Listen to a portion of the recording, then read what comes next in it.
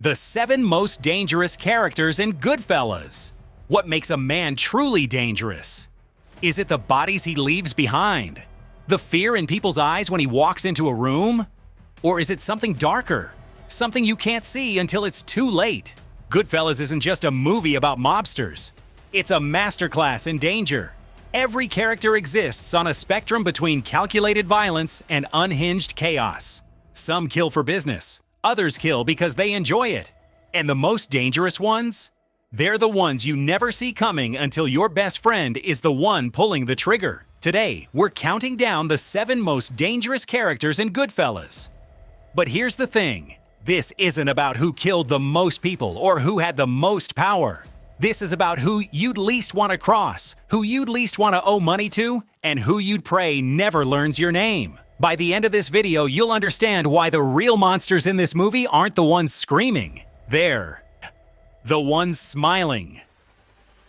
Before we start, hit that subscribe button because we're diving deep into mob psychology, movie analysis, and the darkness that makes Goodfellas one of the greatest films ever made. And drop a comment telling me which character scared you the most. Trust me, your answer might surprise you by the end. Let's start from the bottom and work our way up to the most dangerous man in the entire film. Number 7. Morrie Kessler. Morrie Kessler is dangerous in the most pathetic way possible. He's dangerous because he's stupid. Here's a guy who runs a wig shop, gets involved with wise guys, and then makes the fatal mistake every civilian makes when they get a taste of mob life. He thinks he's one of them. He thinks because he helped with the Lufthansa heist, because he's owed money, that he has leverage, that he has rights. In the mob, civilians don't have rights. They have privileges that can be revoked at any moment, usually with a bullet. Morrie's danger isn't to anyone else. It's to himself. He's like a kid playing with a loaded gun, completely unaware that every word out of his mouth is digging his grave deeper. When he keeps asking Jimmy for his money, he doesn't realize he's not making a business inquiry. He's signing his death warrant. The scene in the diner is perfect. Jimmy is trying to calm him down, trying to give him one last chance to shut up and stay alive, but Morrie can't help himself. He needs his money. He's owed his money. And that entitlement, that civilian logic applied to a criminal world makes him dangerous. Not to them, but to his own survival. When Jimmy finally has him killed, it's not even dramatic. It's just necessary, like taking out the trash.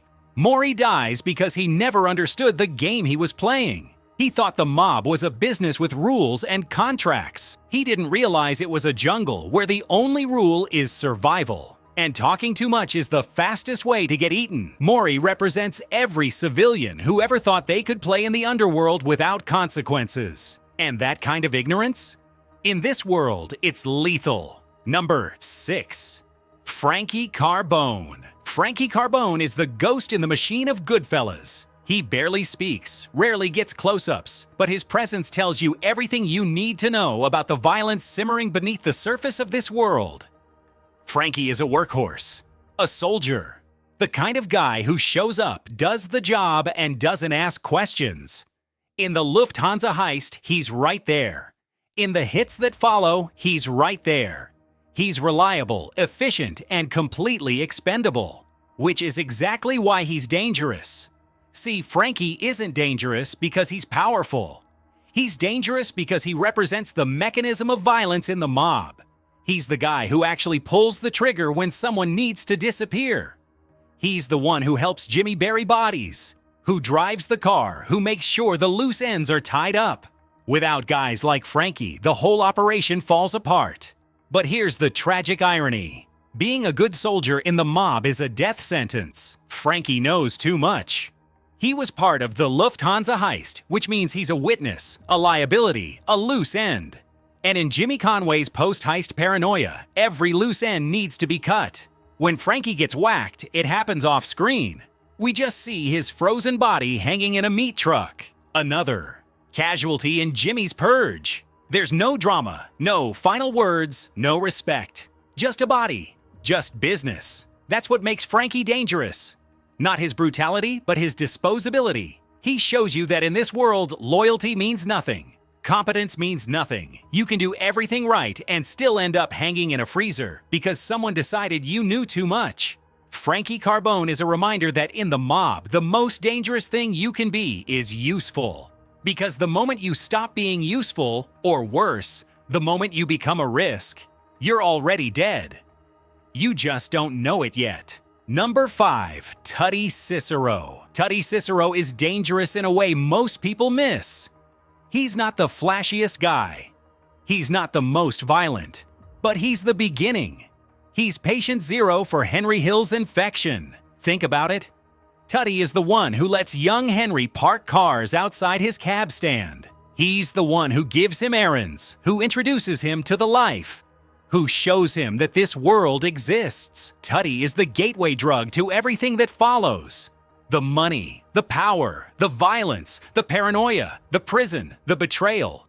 And he does it all with a smile, with charm, with the promise that Henry can be part of something bigger than himself. That's what makes Tuddy so dangerous. He's a recruiter, a groomer, not in a crude sense, but in the way that cults recruit, by offering belonging, by making you feel special, by showing you a world where the normal rules don't apply. Young Henry isn't forced into the mob.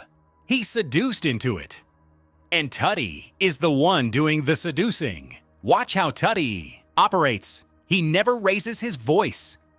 He never threatens. He brings Henry into the fold so gradually that by the time Henry realizes what he's become, it's too late to turn back.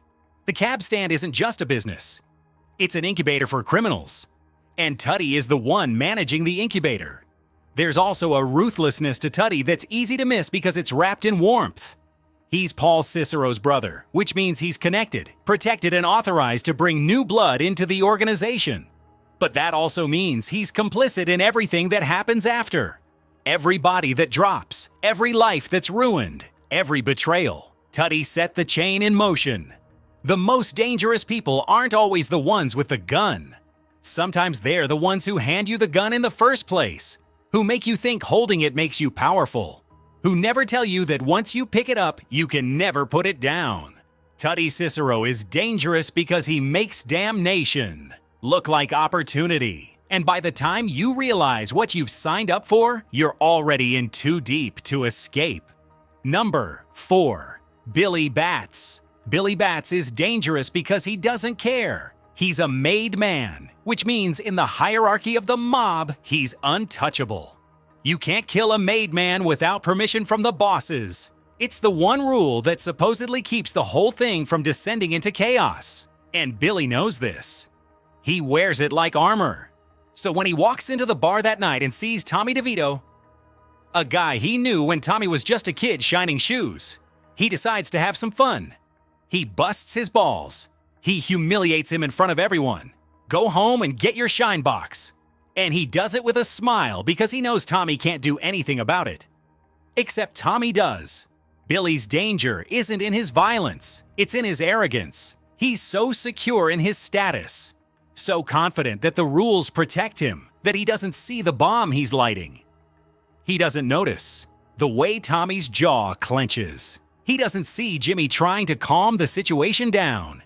He just keeps pushing, keeps laughing, keeps reminding Tommy of his place. And then he gets beaten to death with a tire iron. But here's what makes Billy truly dangerous. Even after he's dead, he's not. They open the trunk to bury him, and he's still alive, still gasping, still clinging to life. They have to stab him multiple times to finish the job. Even in death, Billy Batts refuses to go quietly. The fallout from Billy's murder ripples through the entire second half of the film. It's the reason Tommy eventually gets whacked. It's the seed of paranoia that starts eating away at everyone. Billy Batts, even dead and buried, becomes the ghost that haunts them all. That's real danger. Not just the threat you pose while you're alive, but the consequences your death creates. Billy Batts set off a chain reaction that destroyed everyone involved. He didn't need to pull a trigger. He just needed to laugh. At the wrong guy at the wrong time. In a world built on respect and reputation, mockery is a loaded gun. And Billy Batts fired it right in Tommy DeVito's face. Number 3.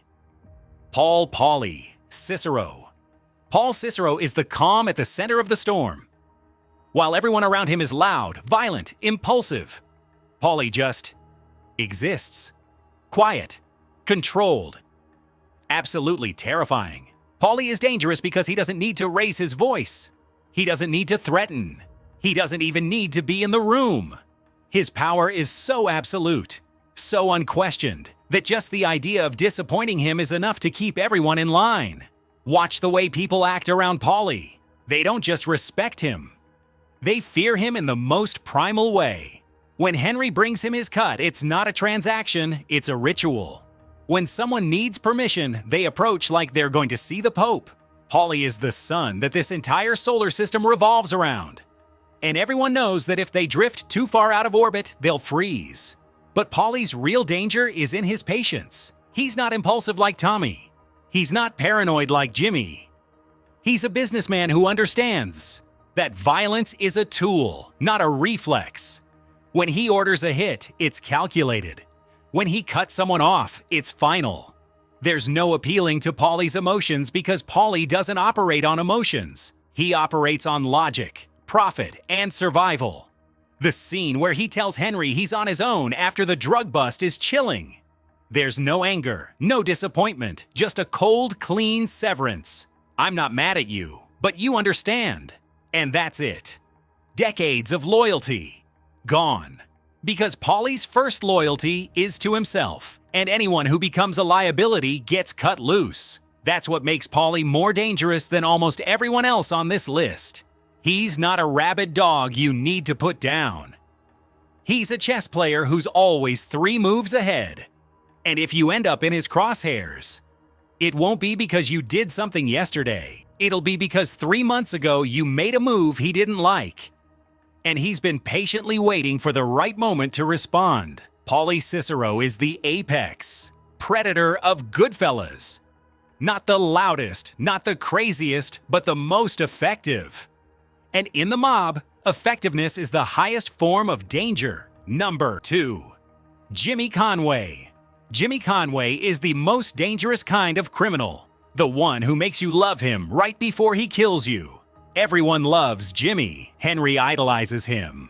Tommy follows him. Even the audience can't help but root for him because he's charming, generous, and funny. He's the guy who throws the biggest tips, buys the drinks, throws the parties. He's charismatic in a way that makes you forget what he actually is. A stone-cold killer who will murder his best friend without blinking if it serves his interests. The genius of Jimmy is that his danger is invisible until it's too late.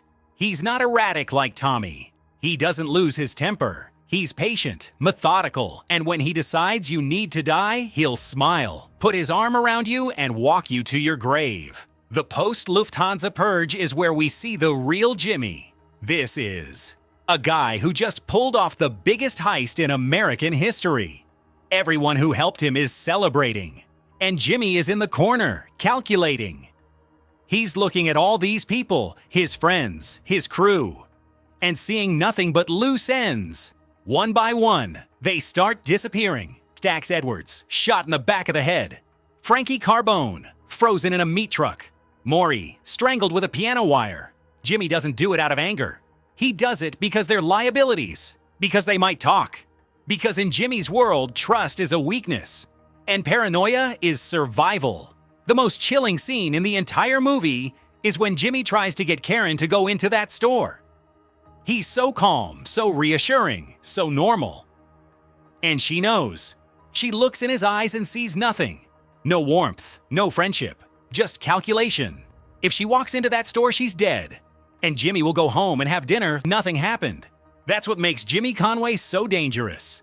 He's not a maniac, he's not out of control. He's the guy who makes you feel safe right up until the moment he decides you're not useful anymore. And by the time you realize what he is, you're already in the trunk. Jimmy represents the ultimate betrayal of the mob fantasy. The loyalty, the brotherhood, the family. It's all a lie. And when the chips are down, when things get messy, your best friend becomes your executioner. Robert De Niro plays Jimmy with such warmth that you forget he's a sociopath. And that's exactly what makes him the second most dangerous character in the film. Number 1, Tommy DeVito. Tommy DeVito is the most dangerous character in Goodfellas. Not the most powerful, not the smartest, but the most dangerous. Because with Tommy, you can do everything right and still die. Every other character on this list is dangerous in a predictable way. Cross Paulie and he'll have you killed. Betray Jimmy and he'll kill you. Disrespect Billy and he'll retaliate. But Tommy? Tommy will kill you for laughing, for not laughing, for being in the wrong place, for existing. The funny how scene is the perfect encapsulation of Tommy's danger. Henry is just telling a story, trying to entertain, and Tommy turns it into a life or death interrogation. Funny how? Like I'm a clown. I amuse you? The entire table freezes, because nobody knows if Tommy is joking or if someone's about to get shot. Henry's stammering, trying to figure out the right thing to say, knowing that the wrong word could get him killed. And then Tommy laughs. I'm just kidding. You really had me going there. But here's the thing. He wasn't kidding. Not entirely. That rage was real. That willingness to explode was real. Tommy exists in a constant state of barely contained violence. And the trigger is random. Watch Tommy throughout the film. He shoots Spider in the foot for talking back. Then he kills him for talking back again. He beats Billy Bats to death for an insult from 20 years ago. He pistol whips a guy in a parking lot for no reason at all. There's no calculation, no strategy, just rage looking for an outlet. But what makes Tommy truly terrifying is that he's also charming. He's funny. He's got that manic energy that makes him the life of the party. People laugh at his jokes. They invite him places. And then he kills someone and everyone acts like it's normal. Because in Tommy's orbit, violence is normal. Death is just another punchline. The genius of Joe Pesci's performance is that he makes Tommy likable. You laugh at his jokes. You enjoy his energy. And then he shoots a kid in the foot, and you remember what he actually is. A rabid animal who's eventually going to turn on everyone around him. Tommy's death is inevitable. Not because he killed Billy Bats. Plenty of guys have killed made men and survived. But because Tommy is uncontrollable. He's the kind of guy who will eventually say the wrong thing to the wrong person, who will escalate a situation that could have been diffused, who will create a problem that can only be solved with his death. When Tommy walks into that room thinking he's about to get made, he's actually walking into his execution. And there's a poetry to that. He spent his entire life demanding respect, killing anyone who didn't give it to him, and in the end, the people he respected most put a bullet in his head. Tommy DeVito is the most dangerous character in Goodfellas because he's chaos in human form. You can't reason with him. You can't predict him. You can't protect yourself from him. All you can do is hope you're not the one who sets him off. And pray that when he finally goes down, you're not standing too close.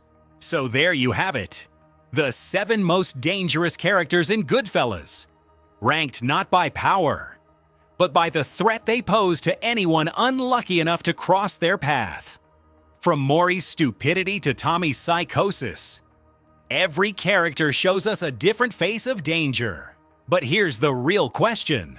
Who do you think is the most dangerous? Drop your answer in the comments. If you enjoyed this breakdown, smash that like button and subscribe, because we're doing deep dives into The Godfather. Thanks for watching.